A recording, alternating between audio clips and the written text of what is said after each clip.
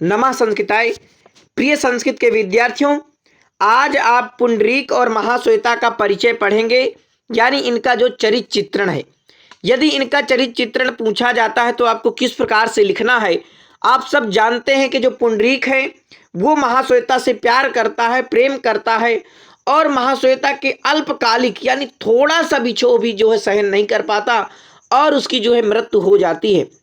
और फिर ये जो महाश्वेता ये भी एक दृढ़ कर लेती है कि अब मैं जो है शादी करूंगी तो पुंडरीक से ही करूंगी।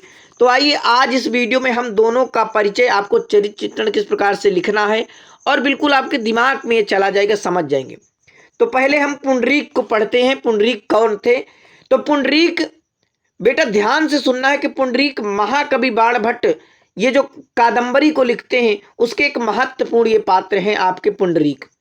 उसके चरित्र में निम्नलिखित विशेषताएं देखने को मिलती हैं। क्या है कि वो जो है, जो पुंडरीक है, सुंदर एवं चंचल है। कैसे सुंदर और चंचल है? तो महामुनि श्वेत केतु से आकृष्ट लक्ष्मी के मानस पुत्र का नाम पुंडरीक है। तीनों लोकों में श्वेत केतु का जो श्वेत केतु है उनका रूप सर्वाधिक सुंदर है। अतः पुंडरीक भी अत्यंत सुंदर युवक है, क्योंकि जिनका लड़का है वो भी सुंदर ही होगा। लक्ष्मी का पुत्र होने से उसमें नैसर्गिक चंचलता भी है, तभी तो वह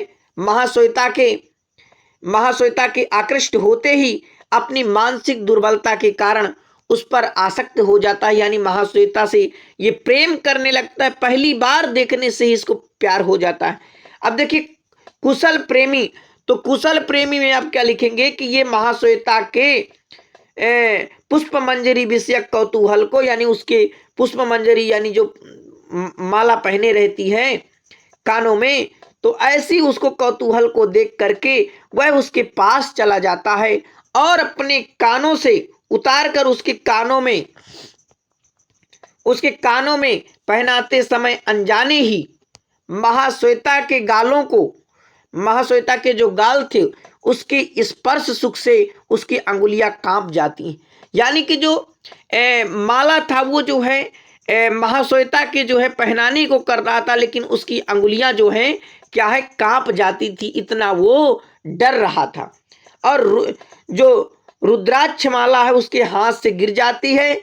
मुनि पुत्र होने पर भी पुंडरीक प्रणय व्यापार में प्रवीण है, यानी प्यार का ये जो व्यापार है उसमें वो जो है पुंडरीक को जो है जानकारी है। वाक्पटु में आप क्या लिखेंगे? महाश्वेता के प्रेम पास में आबद्ध हो जाने से कपिंजल उसकी जो है, यानी कपिंजल जो उसकी भर्त्सना करता है, यानी उसी का मित्र है, और वह असत्य भी बोल जाता है और कहता है कि वह कामवश नहीं है। बनावटी क्रोध से वह महाश्वेता को प्रेम फटकार भी सुनाता है, किंतु अवसर मिलते ही, जब उसे अवसर मिलता है, मिलते ही छिपकर तरलिका के पास पहुंच जाता है और महाश्वेता के बारे में सारी बात पूछता है। वह प्रेम पत्र भी तरलिका के माध्यम से महाश्वेता के पास पहुंचा देता है। पुंडरीक की धार्मिकता, विद्वता, तपस्विता एवं मित्रता आदि का मूल्यांकन कपिंजल के शब्दों में किया जाता है। यह कहा जा सकता है कि पुंडरीक के अंदर अनेक विशेषताएं हैं। देखिए ये जो कपिंजल है ये जो है आपका यानी कपिंजल है, तो ये आपका पुंडरीक का मित्र है। किसका? पुंडरीक का मित्र है। और फिर जो है जब कपिंजल आकाश में उड़ जाता है तब महाश्वेता जो है ये आप बीती चंद्रापीड़ को बताती है। तो आइए अब हम चंद्रापीड़ का वो महाश्वेता का जो है परिचय जानते हैं। महाश्वेता कौन थी? तो महाश्वेता गौरवर्णा यानी परम रूपवती गंधर्वराज हंस की पुत्री। पूछा जाएगा किसकी पुत्री है? तो गंधर्वराज हंस की पुत्री। कौन है? महाश्वेता है। वो स्वभाव से कैसी है? सरल है, उदार है, हृदय वाली है, अतिथि सेवा परायण है, यानी जो उसके घर में कोई आ जाता था उसकी जो है वो सेवा करती थी। जैसे चंद्रापीड़ आए हैं तो उसको अतिथि के रूप में उसने देखा और अपनी प्रिय सखी कादंबरी के पास ले गई। तर्कशील भी है और बुद्धिमती भी है, यानी बुद्धिमान भी है। उसकी माता यानी गौरी, तो उसके पिता का नाम गंधर्वराज, उसकी माता का नाम गौरी चंद्रमा के वंश में उत्पन्न अप्सराओं के कुल में पैदा हुई थी। तो जाहिर सी बात है अप्सराओं के कुल में अप्सराएं कितनी अच्छी लगती हैं।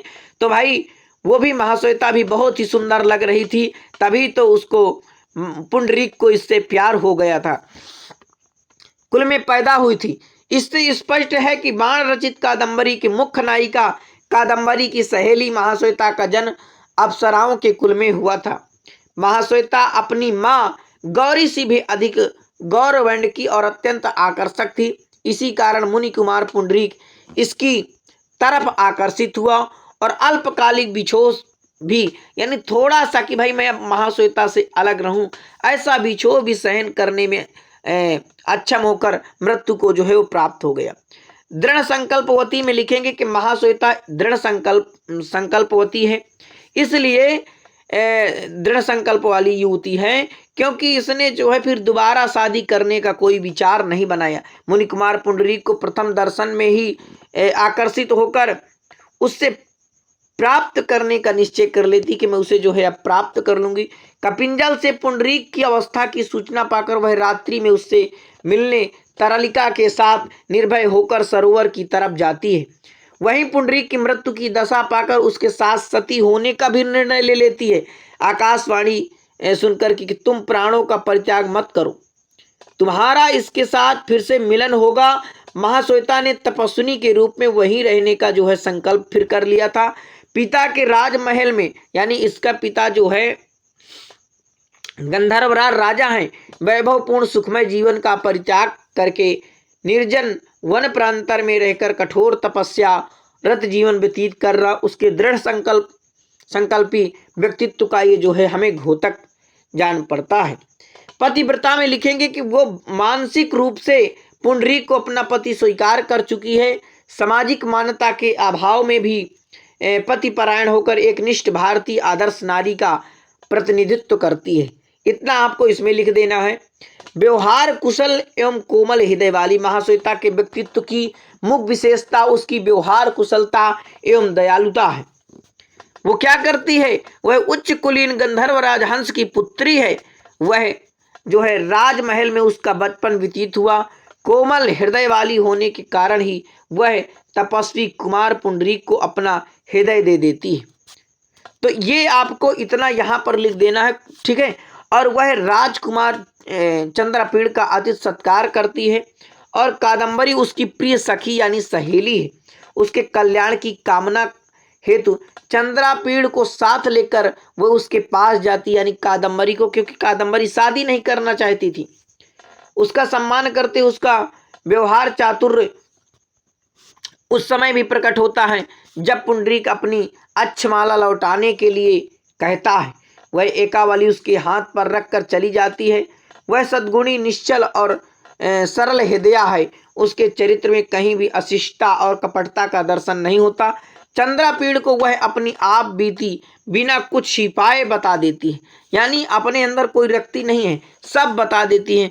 उसे सत्य के उद्घाटन करने में भी कभी लज्जा या ग्लानि का अनुभव नहीं होता है। अगली हेडिंग में आप लिखेंगे कठोर तपोव्रती।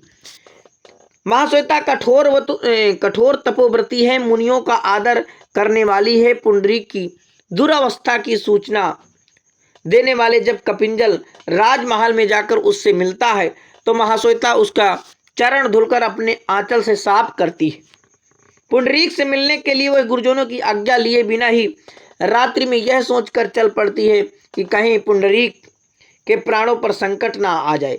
पुंडरीक की मृत्यु पर वह पहले सती होने का निर्णय लेती है, किंतु आकाशवाणी एवं दिव्य पुरुष के कथन पर वह तपस्विनी बनकर वही निर्जन वन में जो है गुफा में रहने लगती है। वह पाशुपत व्रत में एवं कठोर अनुष्ठानों में अपना जीवन, यानी शंकर जी की सेवा में कठोर अनुष्ठानों में अपना जीवन लगा देती है। यह क्रम तब तक चलता रहता है जब तक सांप का अंत नहीं हो जाता, तब तक वो उसी प्रकार से रहती है। अंत में आप लिखेंगे कि महाश्वेता स्पष्ट है कि अंत में प्रेम, त्याग, करुणा, महानुभूति, ये शब्द आप नोट कर लीजिए, वहाँ ऐसे शब्द आपको लिखना है। सरलता और निष्कपटता आदि अनेक मानवीय सद्गुणों से युक्त एक आदर्श भारतीय नारी सिद्ध होती है। तो इतना आपको ये शब्द आपको जरूर याद करना है। प्रेम, त्याग, करुणा, सहानुभूति, सरलता, निष्कपटता, ये ऐसी है महाश्वेता। इस प्रकार से आपको जो है लिख देना है। तो आशा है कि जरूर अपने आप मित्रों तक शेयर करेंगे, क्योंकि आपको संस्कृत का प्रचार प्रसार करना है। नमः संस्कृताय।